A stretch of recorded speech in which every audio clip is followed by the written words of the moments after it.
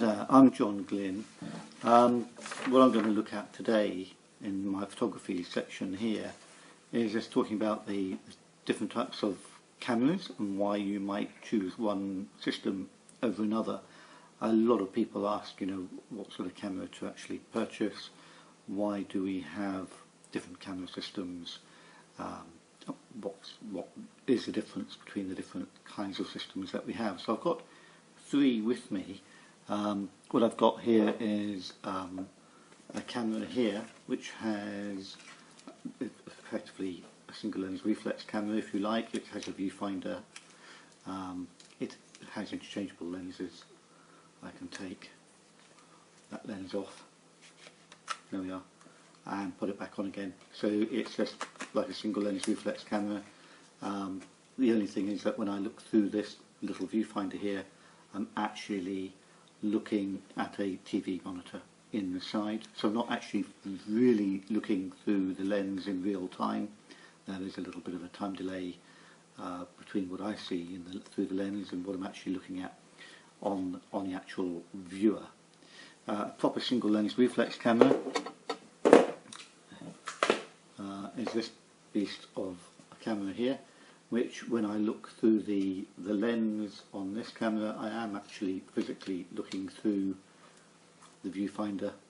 So I look through the viewfinder, what I see in the lens is the actual picture, and it works by having a mirror in the side which has to be lifted up every time I take a picture, and you've also got a prism in the top of the camera to turn the picture around. So when I look through the viewfinder, my subject isn't upside down and back to front, but looks correct in all ways.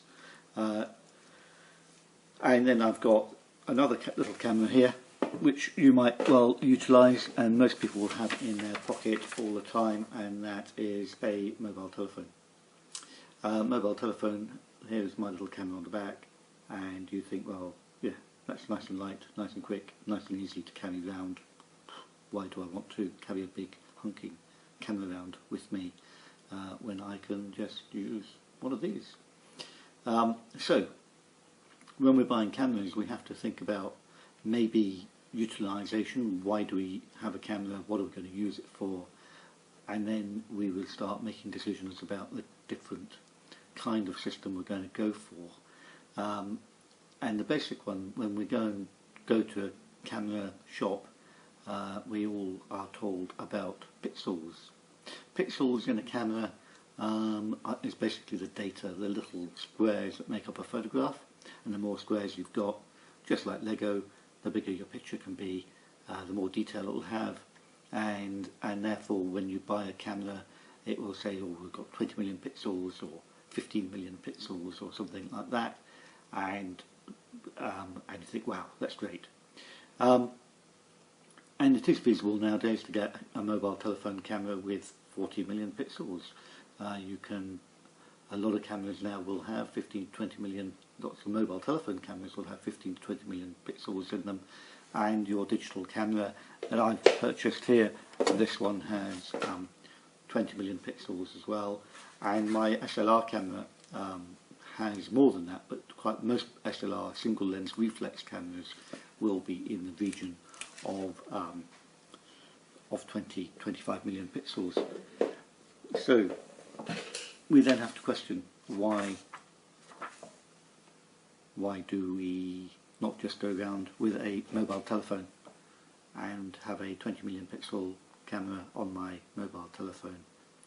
Well, that little lens tells you pretty much all you need to know compared to, oops, so I whizzed cameras around, a lens which is significantly bigger and has more potential quality glass in it than a little thing like this. And I know you can get quality glass with these. You can get a Leica and made lens for your mobile telephone. Not going to give you quite the same quality as a beast of a lens like that will give you. So lenses are one factor. The bigger factor may be actually for most people will be the actual size of the sensor in the camera itself. When we take pictures, we're capturing the data on a sensor, what we would have called in the old days film, and a sensor in your mobile telephone has to be smaller than the lens. Okay, so if your lens is that big, if I can capture the light on it, there's the lens, the sensor has to be smaller than that, otherwise it won't get an equal amount of light on it. So if I've got a sensor equivalent of a size like, I'm going to draw a little square on a sheet of paper here, and I have a sensor that kind of size or smaller, and it will probably be smaller than that in your camera, but maybe not much off that sort of size in many mobile telephones. And I say, right, I'm going to have 20 million pixels from a sensor like that, then I've got on that little square, I've got to have data being picked up by little bits of information, little lenses that look out at the world, and they are taking in data, and that data has to be transferred onto my sensor to create information. And I have an equivalent sensor the size of my sheet of paper, and it's got 20 million pixels on that. Well, effectively the data that's being picked up can be much bigger on a big sheet of paper than it can be on a tiny little piece of paper. So let's think of the physics involved here. If you're wanting to pick up a lot of information, the colour, sharpness, contrast, detail, fine detail, somebody's hair, all the detail of a landscape, the mountains and all the quality of all that sort of information, the detailed information, the sort of colours, the leaves, the individual bits of grass on a hillside, then you need a sensor which is very big. If you're going to try and take the same amount of data and put it onto a tiny sensor, the laws of physics prevent you from doing so. So when you're buying a camera, the first instance is, 20 million pixels or 15 million pixels or whatever they might come up with. That sounds great, and you think, wow, that's brilliant. I'm just going to go off and buy a camera with a mobile telephone with 20 million pixels. It's not the same as 20 million pixels on a camera with a chip. If I move my other cameras out of the way, with a chip which is going to be on a camera this size. And although the actual sensor in here is what they call a micro four thirds system, it's still relatively small. The quality of a picture on here, 20 million pixels, and the quality of a 20 million pixels on a mobile telephone, I can assure you I'll get better quality from here, not just because of the lens, of course, but because of the actual size, the physical size of the sensor in the camera. Okay, so if you're thinking of buying cameras, you need to then think about what are you going to do with your pictures. Are you going to just look at them on Facebook? Well, that's probably good enough. If you're going to think, right, I want to actually blow them up and create nice looking poster, maybe put them into a photo album, maybe put them onto a calendar, give them to friends and family, then you're looking at a bigger camera with a bigger sensor with more data, more information. Okay, so unfortunately a mobile telephone may be pretty good, and there are some very, very good mobile telephones out there with very, very high quality bits of glass in them. They're actually as expensive, if not more expensive, than a proper camera. Then you might well be better off just buying yourself a proper camera to start with. When you come to actually buy the camera, therefore, and you're thinking, okay, I do actually want something that I can actually utilise and can actually get some control over the final looking of the image and what it's going to look like and how I'm going to use the photograph, then it might then come down to factors which are going to do with more to do with convenience and obviously carrying a camera around which is this sort of size in your hand, which is, as I said, is the Micro Four Thirds system, is a lot lighter and a lot easier than carrying around a full frame digital camera, a full frame being a traditional size 35mm equivalent bit of film. The sensor in here is the equivalent to traditional 35mm film. You can buy, of course, Nikon and Canon and other manufacturers' cameras which look like the SLR but are smaller, and they have a slightly smaller sensor in them, a 2/3 size sensor. If you go down that route, they're very, very good. They make very good quality cameras, good quality lenses can be put onto them, and for most people they're more than ample for the sort of pictures you're going to actually produce, and they're damn sight more cheaper, less cost than a full frame. A full frame camera, you're looking at least £1,000 just for the body. The 2/3 system, the 2/3 is going to be in the region of £400, including a lens. And the Micro Four Thirds is actually not dissimilar price-wise than a 2/3 SLR. Excuse me. The advantage of the Micro Four Thirds system is it's lighter and it's more compact, generally speaking.